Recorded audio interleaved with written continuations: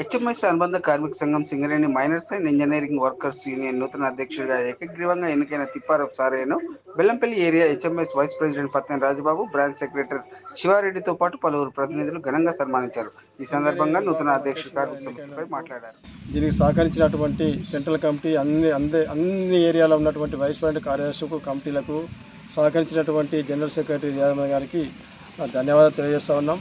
గతం కంటే ఇప్పుడు కూడా సింగరేణిలో ప్రైవేటీకరణ, యాంత్రీకరణ, కాంట్రాక్టీకరణ, అవుట్సోర్సింగు, అదే రకంగా ఈ ఈ ఈ విభాగాల కింద పనిచేస్తున్నటువంటి కాంట్రాక్ట్ కార్మికులకు మినిమం వేస్ కూడా ఇవ్వకుండా అనేక ఇబ్బందులు పెడుతున్నారు కంపెనీ యజమానులు.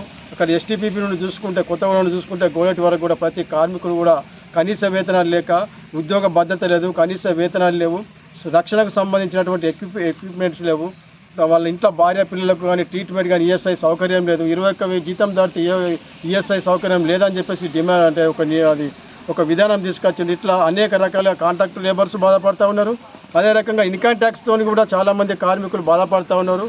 భవిష్యత్తులో కూడా ఈ యొక్క విఆర్ఎస్ పేరు మీద ఉన్నటువంటి మెడికల్ స్కీమ్ ఏదైతే ఉందో, మెడికల్ ఇన్వాల్వేషన్లో కూడా అనేకమైనటువంటి లోటుపాట్లు ఉన్నాయి. దాన్ని పూర్తి ఎత్తివేద్దామని చూస్తూ ఉన్నారు. కార్మికుల సంఖ్య తగ్గిద్దామని చూస్తూ ఉన్నారు. బొగ్గు గనులను, అండర్ గ్రౌండ్ బాయిలను బంద్ వేస్తామని చూస్తున్నారు.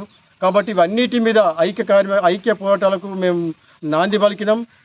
ఈ నేపథ్యం లోపలనే సింగరేణి ఉద్యోగుల సంఘం కానీ, ఐఎఫ్టీయు కానీ, తర్వాత టీఎన్టీసీ కానీ, ఐఎఫ్టీయు, ఇతర విప్లవ కార్మిక సంఘాలు అన్నింటినీ కూడా కలుపుకొని, కలిసొచ్చే కార్మిక సంఘాలను కలుపుకొని ఈ యొక్క విషయాల మీద, ఈ సమస్యల మీద రాజీ లేని పోరాటం చేద్దామని చెప్పేసి ఈ నేపథ్యం లోపల హెచ్ఎంఎస్ యూనియన్ను సింగరేణి వ్యాప్తంగా బలోపేతం చేయడానికి నా వంతు కృషి చేస్తానని చెప్పి నేను ఈ సందర్భంగా మా కార్యకర్తలందరికీ కూడా నేను హామీ ఇస్తాను. Thank you.